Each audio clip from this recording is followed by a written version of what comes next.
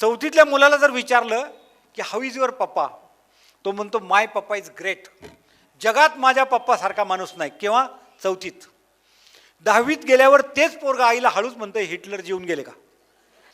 मग ज्याला चौथीत पप्पा ग्रेट वाटला त्याला 10वीत तो हिटलर का वाटतो? कारण घरातलं वातावरण तसं ठेवलंय त्याने. बघा ना तुम्ही, घर आहे ते, पोलीस स्टेशन नाही. फी कधी भरायची, शेवटची तारीख किती आहे, कॅश आहे का चेक आहे. अरे घरामध्ये पती पत्नीसारखं बेस्ट फ्रेंड कोण नाही, असं माझं मत आहे प्रामाणिकपणे. आता माझं वय 66 आहे, सून आली, जावई आला, नातवंड झाली, तरी मी बायकोला रोज आय लव्ह यू म्हणतो. कृपा करून आपल्या मुलांच्या समोर भांडू नका. सार्वजनिक बाग आहे ना, तिथं काय असेल ते भडास काढायची, मोकळं व्हायचं आणि भेळ खाऊन परत यायचं.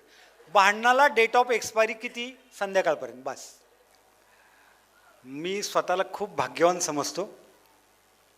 वैभव दिल्लीत शिकत होता, एका विषयाचा अभ्यास, मला वाटतं सोशल सायन्स अभ्यास करत होता तिथे. आणि त्यावेळेला माझी मिसेस आणि मुलगी आम्ही त्याला भेटायला गेलो. तो बाहेर गेला होता आणि त्याचा रूम पार्टनर तिथे होता. तर तो म्हणाला की अंकल, ॲज ए पर्सन आप कैसे हो मुझे पता नहीं, but as a parent you are very successful. I said why, असं का वाटतं तुम्हाला?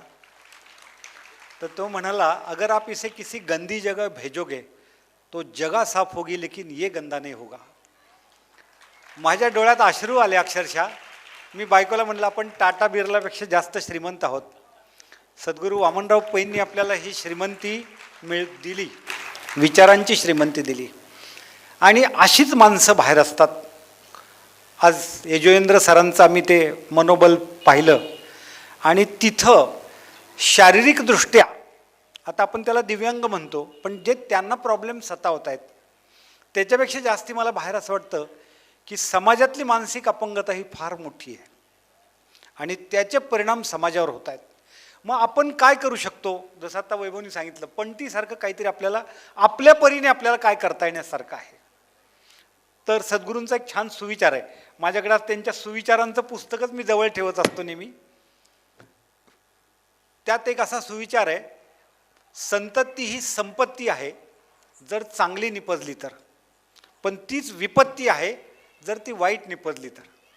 त्यामुळे सगळ्यात जास्त महत्त्व कशाला द्यायचं आहे ना, तर संस्कारांना द्यायचं आहे. आणि मी जेव्हा त्यांचं ते शिष्याचं प्रवचन ऐकलं बारामतीला, तूच आहेस तुझ्या जीवनाचा शिल्पकार, शरीर साक्षात परमेश्वर, मनस्थिती बदला परिस्थिती बदलेल, विचार बदला नशीब बदलेल, परमेश्वर कृपाही करत नाही कोपही करत नाही, माणूस स्वतःच्या कर्माने स्वतःवरच कृपा किंवा कोप करतो. हे ऐकल्यानंतर मला मुंग्या आल्या अक्षरशः डोक्याला की शरीर परमेश्वर कसं काय? म्हणले उपास तापास करून तुम्ही का शरीराला त्रास देता? त्याच्याच माध्यमातून देवाची प्राप्ती करायची, त्याच्याच माध्यमातून प्रपंच करायचा आहे, त्या शरीराच्या माध्यमातूनच उद्योग व्यवसाय करायचा आहे, ह्याला त्रास उपास करून का देता? तर मी म्हटलं, आम्हाला वाटतं की उपवास केल्यावर पुण्य मिळतं. त्यांनी मला विचारलं, साबुदाणा ही निर्मिती गव्हाचीच आहे, देवाचीच आहे, आणि गहू पण देवाचाच आहे, मग गहू खाल्ल्यावर पाप कसं लागतं आणि साबुदाण्याने पुण्य कुठून लागतं?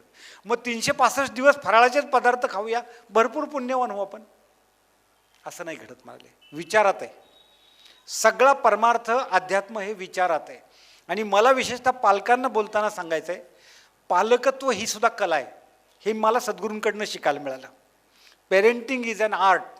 आपल्याला वाटतं पैसे पुरवले, आपण पोरांना काय म्हणतो लहानपणी सुद्धा बघा, मोठा होऊन पैसे मिळव, मोठा हो आणि पैसे मिळव, बस पॅकेज. करिअर निवडताना सुद्धा पॅकेज. आपण कोणी म्हणलो का उत्तम माणूस हो, खूप सज्जन माणूस हो, अशी अपेक्षाच नसते. जगरहाटी अशी वगैरे असले आपले विचार असतात. आणि तुला हे जमणार नाही असं सांगणारे पालक जास्त भेटतात. एक किस्सा सांगतो तुम्हाला. 2 मुलं शाळेतली विहिरीवर गेली होती पोहायला शेतात.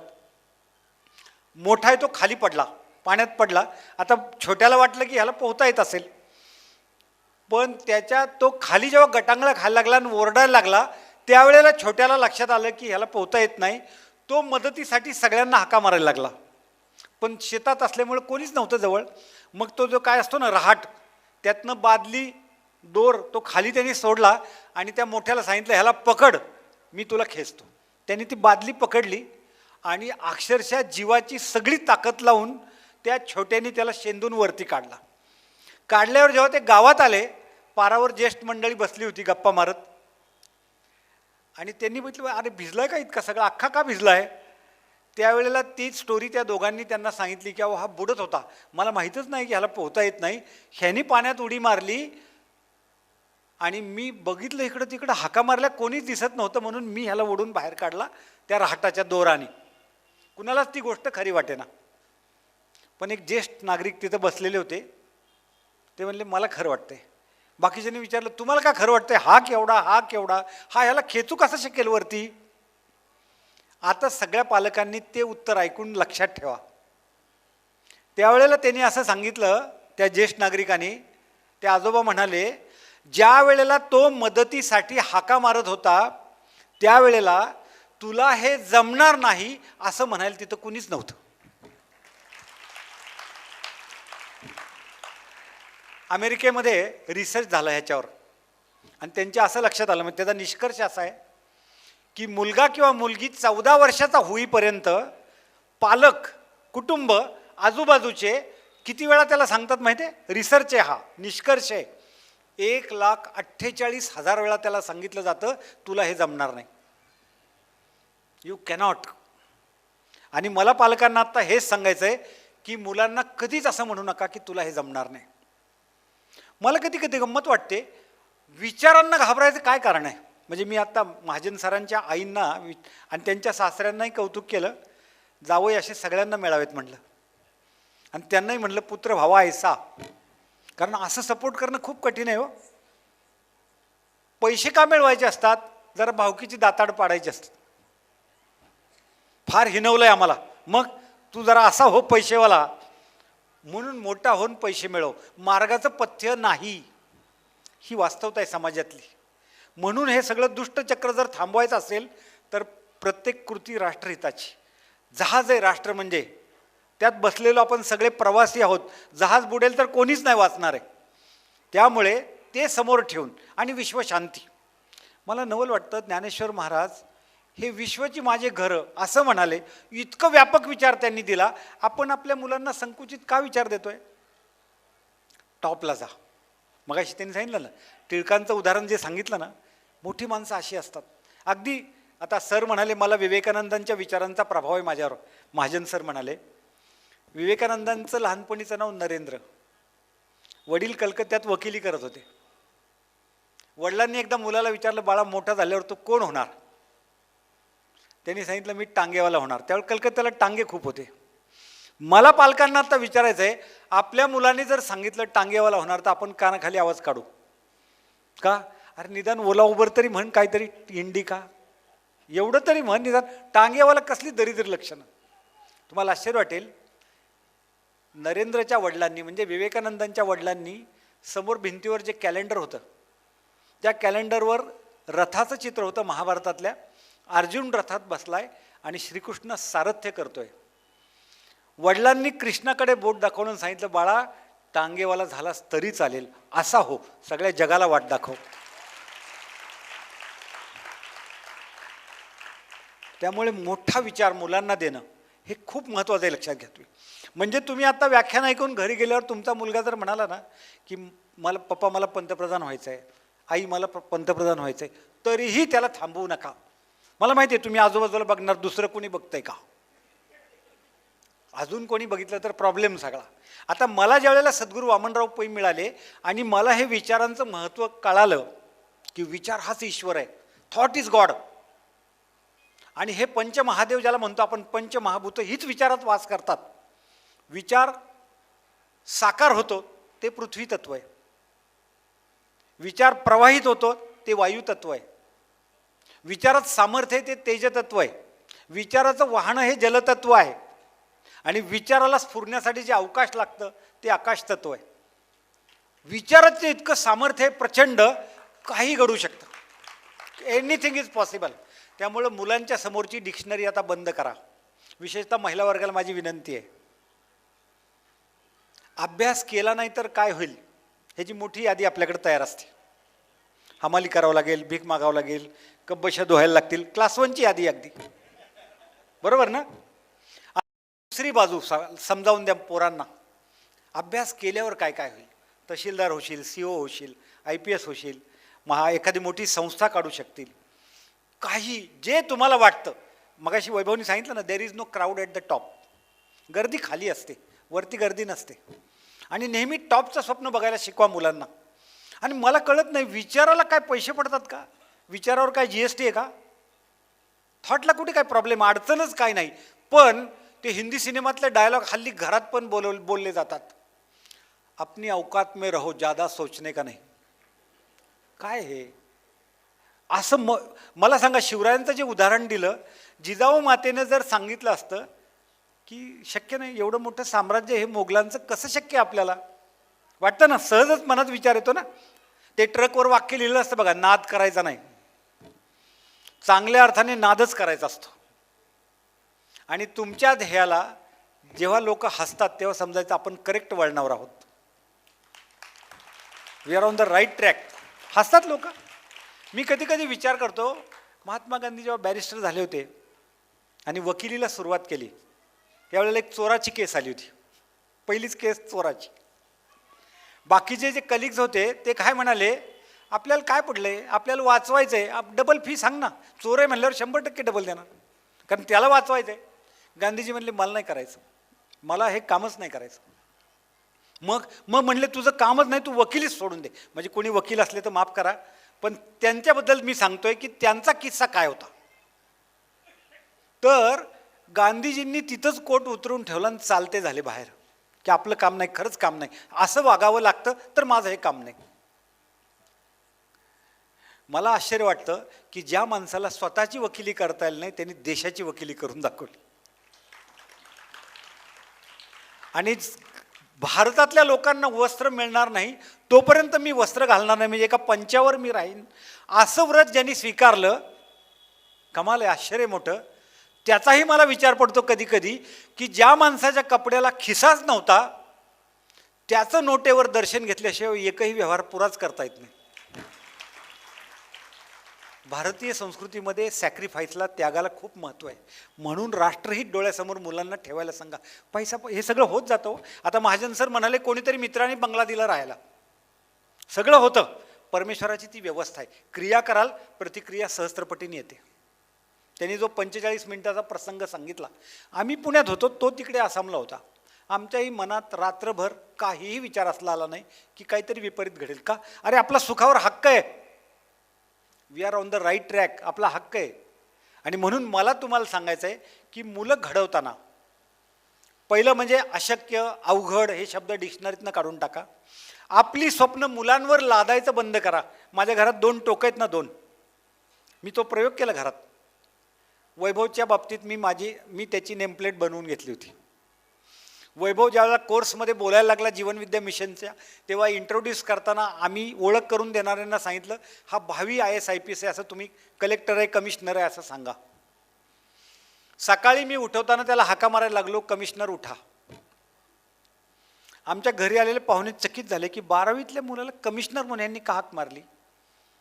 तर बायकोनी त्यांना समजावून सांगितलं की असं असं आहे की सद्गुरूंनी सांगितलंय की जो टेबलावरचा कॉम्प्युटर आहे तो मॅनमेड आहे आणि हा मानवी देह हा गॉडमेड कॉम्प्युटर आहे.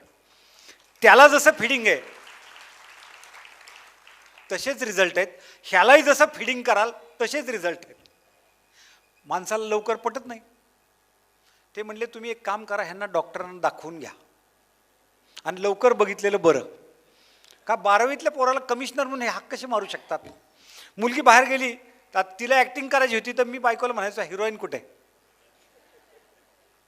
आज ती स्वतःचं यूट्यूब चॅनल चालवते, उर्मिला निंबाळकर नावाने, आणि 8.5 लाख सबस्क्रायबर्स आहेत तिला. तिने कंपनी काढलेली. आता सांगण्याचा मुद्दा लक्षात घ्या, any field you are supporter. मगाशी जे त्यांनी उल्लेख केला ना, तुम्ही मालक नाही आहात, पालक आहात.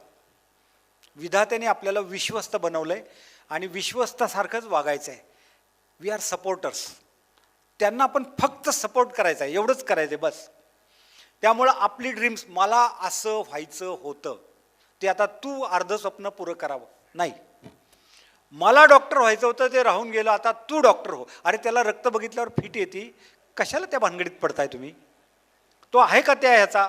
म्हणून हल्ली बघा IQ EQ म्हणजे हे जे निघालंय ना, बुद्ध्यांक बघा, भावनांक बघा, त्यानंतर बिहेवियरल इंटेलिजन्स हा प्रकार जो आहे, संघटनात्मक कौशल्य ते बघा. अशा मुलांच्या टेस्ट घ्या 10वी नंतरच्या सुद्धा, की त्यांनी काय निवडावं. तुम्ही लादू नका त्यांच्यावर हे असंच हो, नाही गरज काय त्याची. आणि मुलं स्मार्ट आहेत. आता श्रावण बाळाच्या वगैरे गोष्टी सांगायचं थांबा आता. अजून लोक तसल्याच जुन्या गोष्टी सांगत राहतात. एका पालकांनी मला सांगितलं, म्हटले मी सगळे स्टोरी त्याला सांगितली, ते कावडीत नेलं. एक पोरगा म्हणला, पप्पा आता जमाना बदलला आहे, आता ट्रॅव्हल एजन्सीला फोन केला तर तुम्ही जग फिरून याल, आता कुठे कावड घ्यायला होता मला पुन्हा आणखीन. तुम्ही अपडेट राहा. मुलं फेसबुकवर असली, इंस्टाग्राम कशा, तर तुम्ही त्यांच्यात थोडे सहभागी व्हा. मुळात सांगू का, मुलांशी संवाद तुटला आहे आपला. रिटायर झाल्यावर लोक तक्रार करतात की मुलं आमच्याशी बोलत नाहीत. मी त्यांना असा प्रश्न विचारतो की आधीपासून बोलायची सवय ठेवली का? चौथीतल्या मुलाला जर विचारलं की हाऊ इज युअर पप्पा, तो म्हणतो माय पप्पा इज ग्रेट, जगात माझ्या पप्पासारखा माणूस नाही. केव्हा? चौथीत. 10वीत गेल्यावर तेच पोरगा आईला हळूच म्हणतोय हिटलर जीवन गेले का?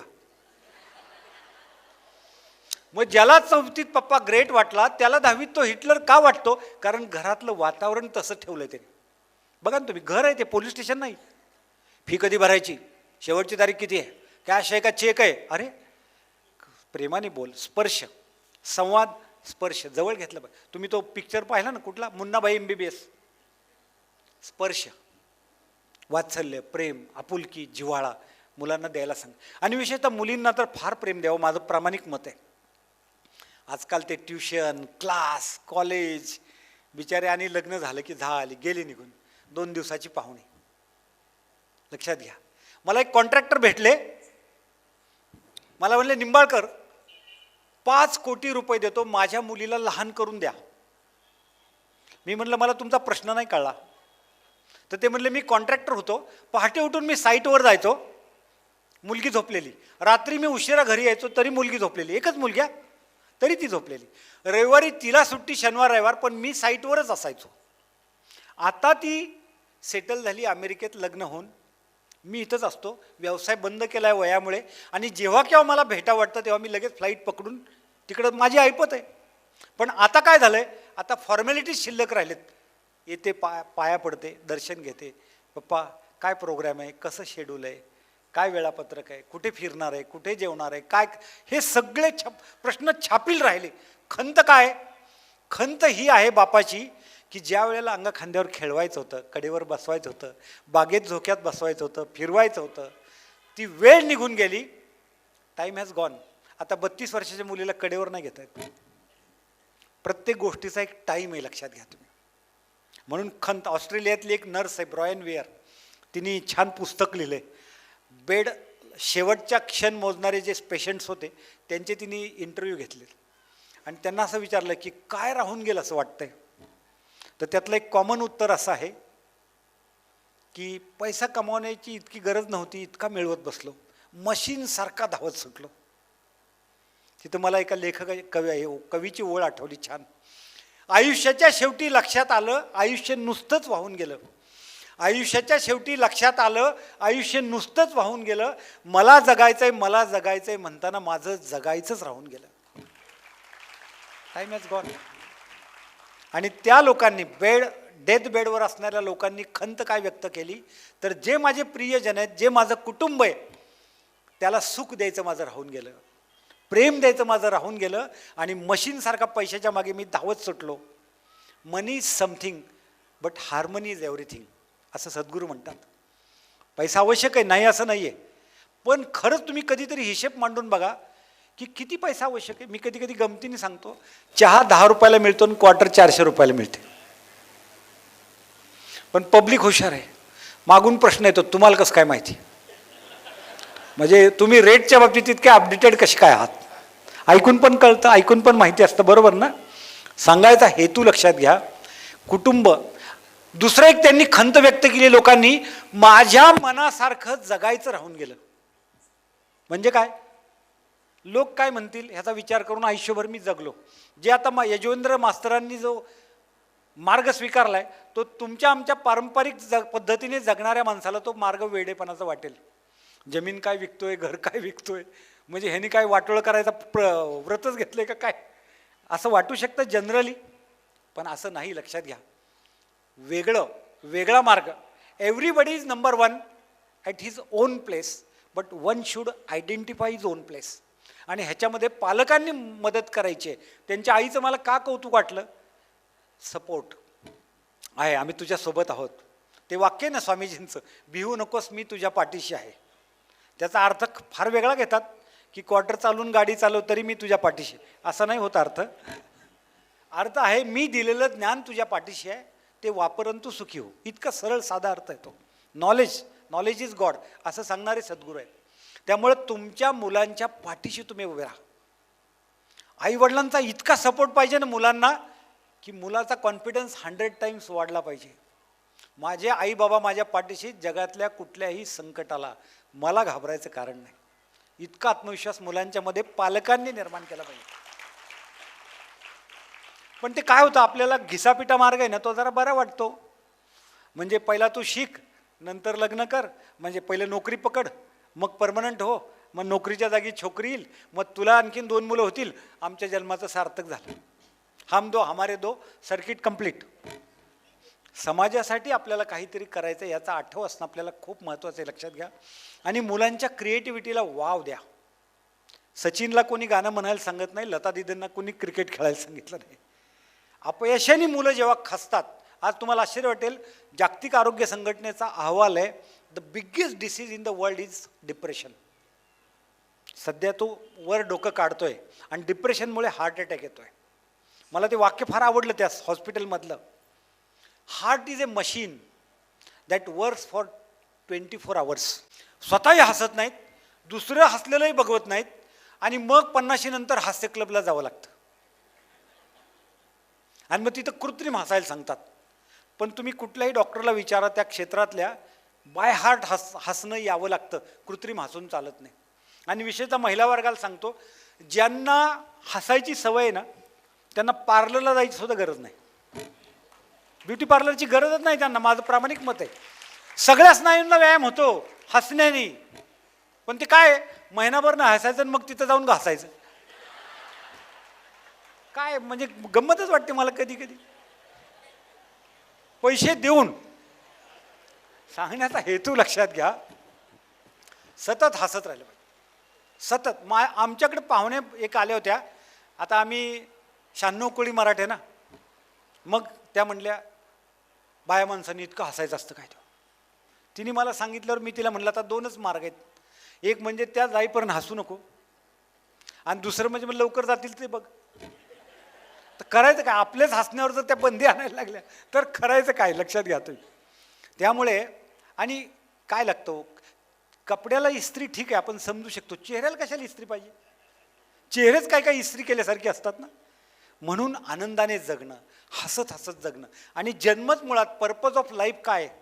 आनंद वाटता वाटता आनंद लुटा, हा सद्गुरूंचा संदेश आहे. आणि त्याला पैसे फार लागत नाहीत. लक्षात घ्या, शहाणपण लागतं.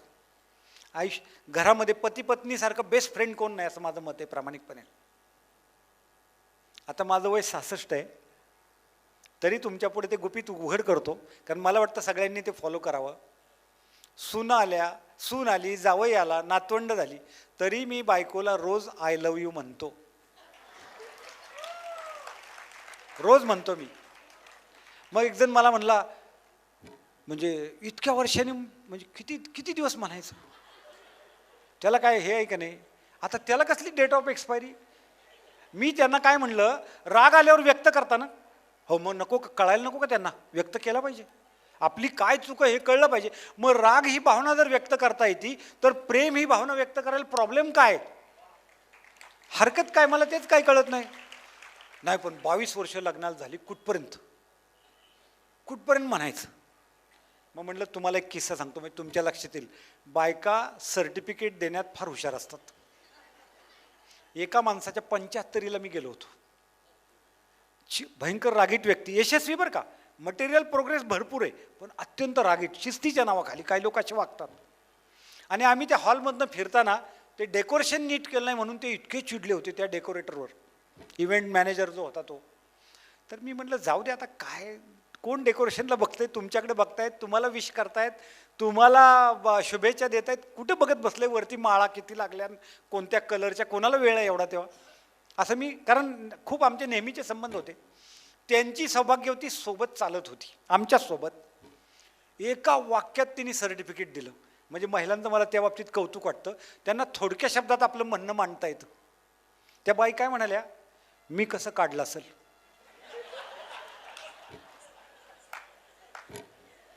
75 सर्टिफिकेट हे.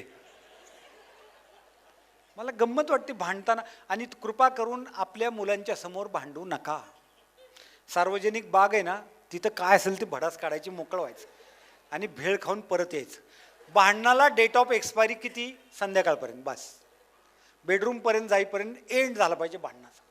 काय काय लोक इतका अबोला धरतात, गंमतच वाटते. फार मजेशीर असतं सगळं. म्हणजे एका माणसाने असं केलं की बायकोशी बोलत नाही म्हणल्यावर चिठ्ठी लिहून ठेवली की सकाळची लवकरची गाडी आहे, पहाटे उठव 5 वाजता. आता बोलत नाही, अपेक्षा तेवढ्याच की पहाटे 5ची गाडी आहे, म्हणजे 5 वाजता उठव, म्हणजे मला गाडी सापडेल. बायका हुशार असतात. तिने 5 वाजता उशिरा चिठ्ठी लिहिली, 5 वाजलेत उठा. तुमचं तुम्ही बघा काय असेल ते. बरोबर ना. तर असं न करता, मी सांगितलं ना, बेस्ट फ्रेंड आहे. बघा ना तुम्ही, बाहेरचा माणूस किती वेळ भेटतो हॉस्पिटलमध्ये येऊन. अर्धांगिनी, सहचारिणी. सद्गुरू तर म्हणतात तीच वैष्णवदेवी आहे, जिवंत वैष्णवदेवी. तुळजापूरला जायला तिला ती 9वारी साडी नेसायची, मग ती परत तीच विकायला येते पुढे स्टॉलवर. कोणी उद्योग सांगितलाय. त्यापेक्षा एखादं फूल घेऊन गेलं, हॅपी बर्थडे म्हणलं, बायकोचा आठवणीने वाढदिवस लक्षात ठेवला, सगळं. इतकी चांगली मैत्री असूच शकत नाही दुसरीकडं. लग्नात आनाभाका घेतलेले असतात बघा, एकमेकाला व्हिडिओ असतो ते जिलेबी. आता काय नाही, आता हे आई कुठं काय करते ह्यांचं लोकमत चाललंय असं नाही करायचं. लक्षात घ्या तुम्ही. मुलं सुद्धा उडून जातात, करिअर त्यांच्याला निघून जातात. आपण दोघे एकमेकांना असतो, त्यामुळे आपण दोघांनी प्रेमाने राहणं खूप महत्त्वाचं आहे. आणि कोविडसारखा आजार असू देत, नाही तर आणखीन काय धंद्यातले चढउतार असू देत, बायकांचं पण कर्तव्य सपोर्ट करायचं. असू द्या, मी आहे ना, तुम्ही का काळजी करता. जे असेल त्यात आपण हे करू. मी सांगितलं ना, पैसे फार लागत नाहीत. आपल्याला भीती वाटते फ्युचरची, म्हणून आपल्याला संचय करावा वाटतो. काही फारशी गरज नसते त्याची. आणि अशी मुलं झाल्यावर काय गरज आहे. म्हणजे पोरांनाही मला सांगायचं आहे, आत्ता जसा मला अभिमान वाटतो, तो लहान होता शाळेत तेव्हा ओळख काय असायची, हे चंद्रकांत निंबाळकरांचा मुलगा आहे हा. आता मला माझी कॉलर ताट होते, हे वैभवचे वडील आहेत. अरे वा, काय केलंय, अभ्यास त्यांनीच केला. म्हणून पोरांना पण मला सांगायचं आहे, तुमच्या आईवडिलांना तुमच्याबद्दल अभिमान वाटला पाहिजे, असे व्हा. मुलं म्हणतात कुणाचा आदर्श घ्यायचा, आजकाल असं चित्र, पेपर काढा, TV काढा, तरुण मुलं अशी म्हणतात. अरे तुम्हीच असे व्हा की तुम्हाला लोकांनी फॉलो केलं पाहिजे. तुम्हीच असे बना, हे सगळ्यात महत्त्वाचं आहे, लक्षात घ्या.